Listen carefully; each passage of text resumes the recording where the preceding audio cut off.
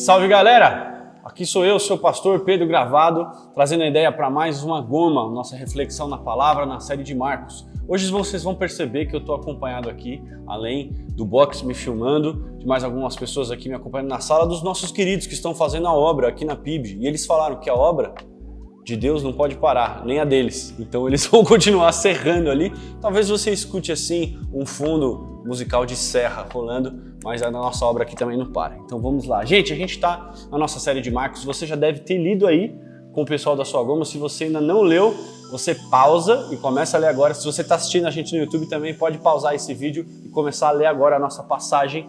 A gente está no Evangelho de Marcos, no capítulo 7, a partir do verso 24 até o verso 30. É o foco da nossa passagem hoje. Mas depois disso eu vou comentar um pouquinho o restante das passagens, tudo isso bem breve para dar mais tempo para vocês conversarem aí nas Gomas.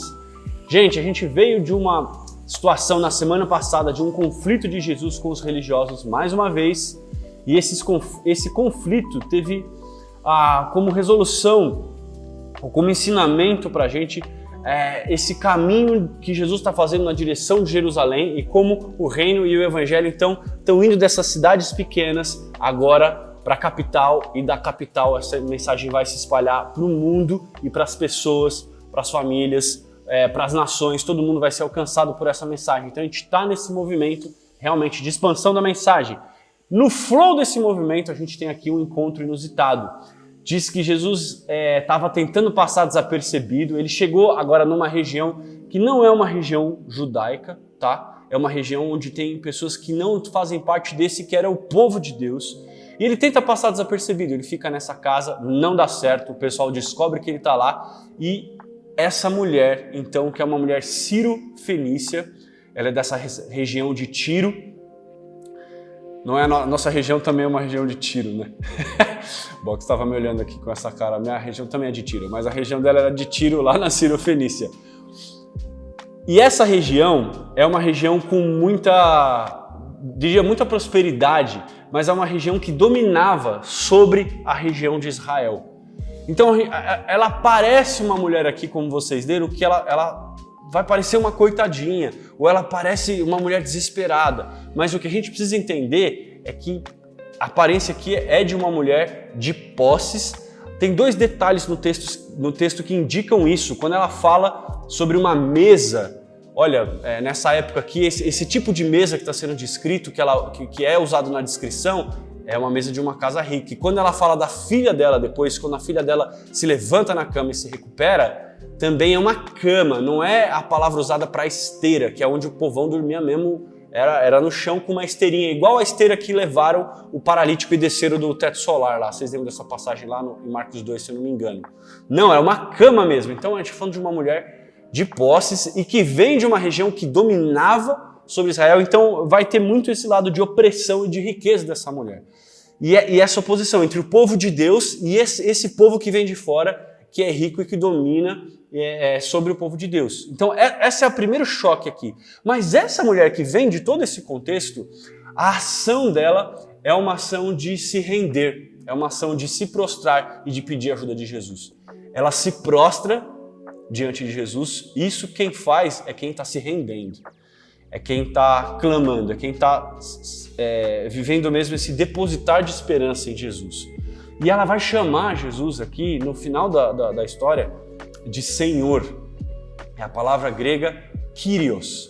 Essa palavra tem muito significado para eles. Quando eles chamam alguém de Senhor, não é qualquer um não é o moço, Senhor. Não é um jeito respeitoso de chamar. É quando você fala do imperador, ou quando você fala desse que é soberano, que é Deus sobre todas as coisas.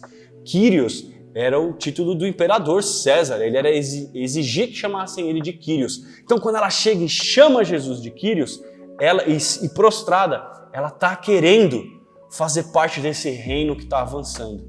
Nós temos ouvido sobre esse reino que vem avançando, o reino de vida e a doença retrocede. O reino de liberdade e as trevas e as suas cadeias retrocedem.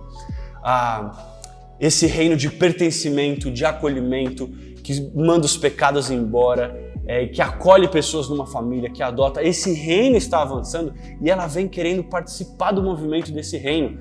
e principalmente porque ela tem uma filha e diz que essa filha está possuída por um espírito maligno. Essa filha está lá na casa dela, está lá possuída na casa dela e ela vem falar: eu quero fazer parte desse reino e eu quero que a minha filha seja liberta. Essa é a ação dela.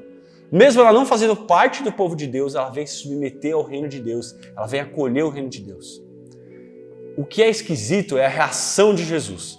Jesus tinha acabado de falar que todos iam ser purificados nele, ele tinha acabado de quebrar umas regras na passagem da semana passada, na coisa do lavar a mão ou não lavar a mão. Então o que se espera é que logo na sequência ele vai falar: é isso, venha ser acolhida.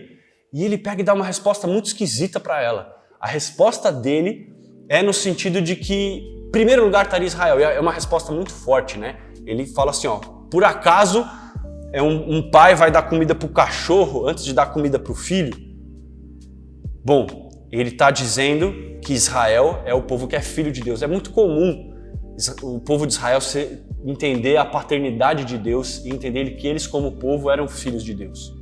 Era muito comum também eles entenderem o agir de Deus na vida deles como Deus dando pão, né? Eles tinham a imagem do maná. Então Deus é aquele que dá o pão, Deus é aquele que nos sustenta, que nos satisfaz. E era muito comum também eles entenderem que aqueles que não fazem parte do povo de Deus, eles chamavam educadamente, carinhosamente de cães.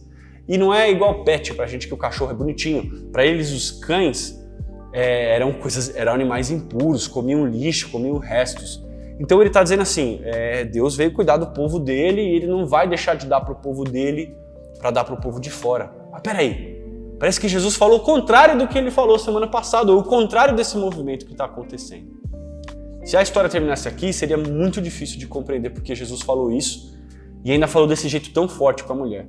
Mas a gente tem a tréplica dela, ela vem e no movimento aqui, de última tentativa, de ousadia, ela responde de uma maneira muito perspicaz, de uma maneira cheia de fé, e ela fala o seguinte: pois um cara não vai tirar a comida do filho para dar para o cachorro, mas o cachorro ele fica pegando as migalhinhas que estão embaixo da mesa, não é?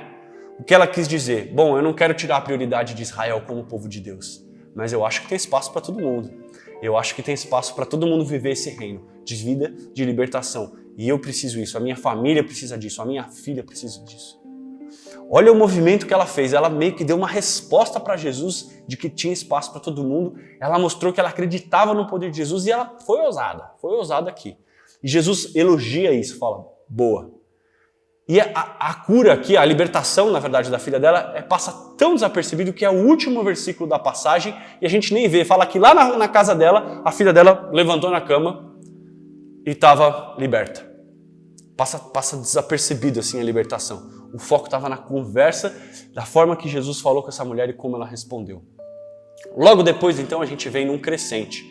A gente tem Jesus curando um surdo, também gentil. A gente tem Jesus mais uma vez multiplicando o pão e alimentando uma multidão, só que dessa vez nenhum dessa multidão era parte do povo de Deus, eram gentios, eram não israelitas. E a gente tem Jesus curando um cego também. O que parece aqui? Que Jesus está chamando todos para se mover com fé na direção dele e fazer parte desse reino. Jesus está chamando as pessoas para escutar, tirar o bloqueio e ouvir a voz dele. Jesus está chamando as pessoas para se alimentar, se satisfazer nele e para as pessoas enxergarem a salvação e a obra de Deus e aquilo que Deus estava fazendo.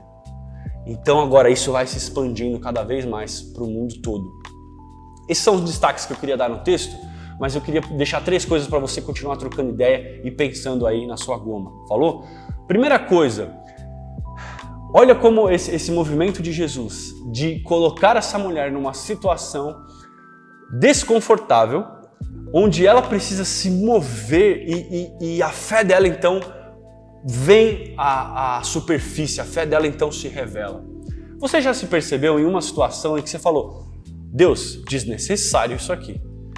Olha onde você está me colocando, eu vou ter que então crer, eu vou ter que então andar pela fé, eu vou ter que então me posicionar. Sim, parece que às vezes Deus coloca e provoca e dá uma atiçada na gente de colocar a gente numa situação desconfortável para a gente ter então uma resposta de fé e também para a gente chegar e tem um verbo que é o verbo arguir ou argumentar, ou então na quebrada é desenrolar, né? A gente chegar com ele e desenrolar, chegar com ele e argumentar. Abraão, o pai da fé do povo de Israel, ele foi um cara que argumentou muito, trocou muita ideia com Deus. Moisés, que foi então o agente de libertação do povo do Egito, foi um cara que várias vezes sentou e desenrolou com Deus. A gente tem um exemplo de fé e de resiliência. Jó desenrolou com Deus basicamente o livro todo de Jó. E aqui Jesus pega e chama essa mulher também para desenrolar com ele, para argumentar com ele. Às vezes Deus coloca a gente num lugar que a gente tem que parar e falar: Deus, então vamos trocar ideia. Eu acho que tem espaço. Eu preciso entender por que o Senhor me falou isso lá atrás, por que o Senhor me prometeu isso, por que o Senhor me deu esse sonho, por que o Senhor... E nessa conversa Deus vai trabalhando e vai movendo. Ele está chamando a gente a desenrolar com ele. Ele está chamando a gente a um movimento de fé. Se você já passou por isso, se você está passando por isso, compartilha com o pessoal aí como que você tem desenrolado com Deus. Uma outra coisa, aqui é uma conversa banal, quer dizer, não tão banal, né? Teve uma libertação de demônio e tal, mas é uma conversa assim, ela está acontecendo diante de nós.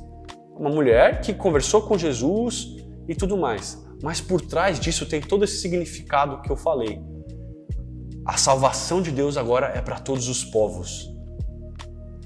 Você já reparou em algum momento na sua vida que você está diante de um acontecimento que pode parecer cotidiano ou banal, mas aquilo tem um significado muito mais profundo?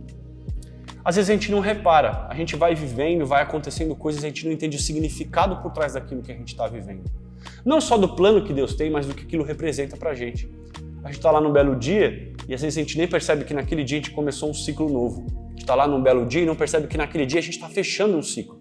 A gente tem uma atitude que é por influência de alguém ou porque a gente estava de mau humor e a gente não percebe que essa atitude às vezes vai romper o relacionamento, uma amizade, e aquilo vai demorar para ser restaurado. Por trás dessas atitudes e de coisas simples que a gente está vivendo todos os dias, às vezes existe um significado muito maior.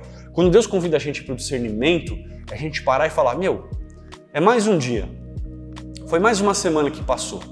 Você está numa goma, passou 15 dias desde a última goma, uma semana desde o último Conex, e várias coisas aconteceram. Agora, qual foi o significado? O que essas coisas representaram na tua vida e na vida das pessoas à sua volta? Por último, essa passagem fala muito sobre os nossos sentidos serem aflorados para Deus. A nossa iniciativa é provocada. Aqui, caras vão ouvir, caras vão ver e vão ser alimentados. E o reino de Deus tem a ver com isso, com a nossa sensibilidade, os nossos sentidos serem aflorados. Como que estão os seus sentidos em relação a Deus? Você tem tido iniciativa? Você tem se movimentado na pessoa de Deus? Você tem ouvido ao Senhor? Você tem falado com o Senhor? Você tem visto as coisas do Senhor?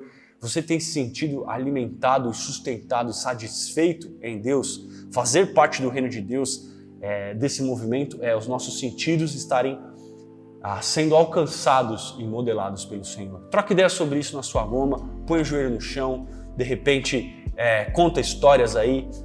Está só começando, que essa palavra continue aí borbulhando e Deus fale muito mais aí na sua goma.